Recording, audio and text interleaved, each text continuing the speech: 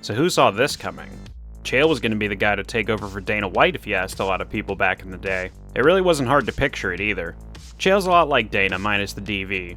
Hard worker, obsessed with the game, excellent promoter, egotistical, it's all there. But after Chael and Vanderlei both had their troubles with the newly implemented USADA, not only did it seem like this fight would never happen, but it seemed like we had seen the bad guy inside the cage for the very last time.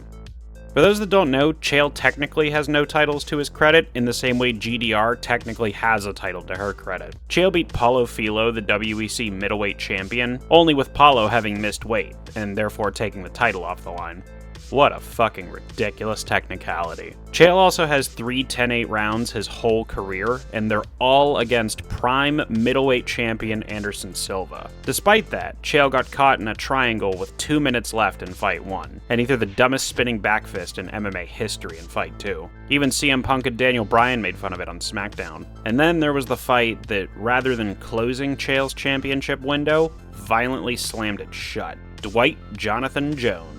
Chael since admitted he had zero confidence in the cage that night against Jones, and he absolutely fought like it. After this fight, what chance at a championship did Chael really have?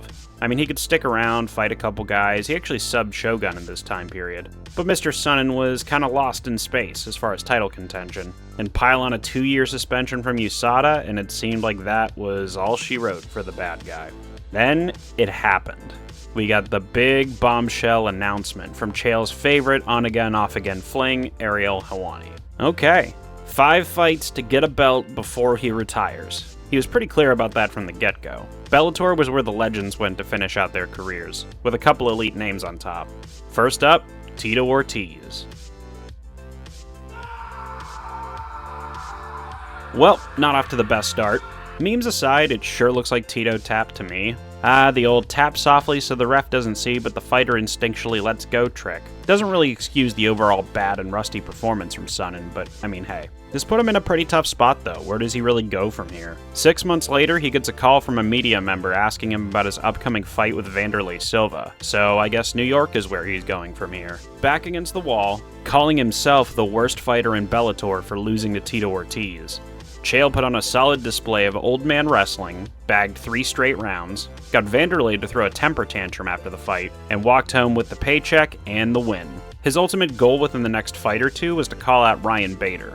But if you want to talk about curveballs, Chael then signed up to be part of the Bellator Heavyweight Grand Prix. Not to state the obvious too much here, but this is a 185-pounder fighting at 222 pounds in a weight class with a limit of 265. Fighters always say, anyone, anywhere, anytime. Chael actually means it. Chael went up against a 257-pound Rampage Jackson in round 1. Going into it, I had no earthly idea how he was going to win this fight. Turns out, my dude's actually got some solid boxing. I mean, he showed that in the Anderson Silva fight, but especially here. On top of that, in the last win of his professional career, Sonnen channeled his inner Randy Couture, sized up the big man, focused on wearing him out, and polished his trips and back control to take home a UD and advanced in the tournament. He was now 2 fights from being heavyweight champion.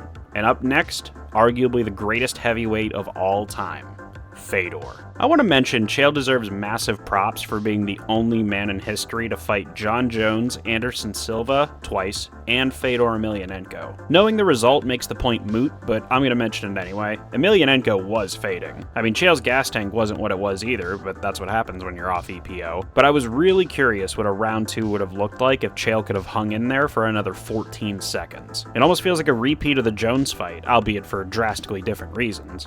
This loss visibly affected Sonnen.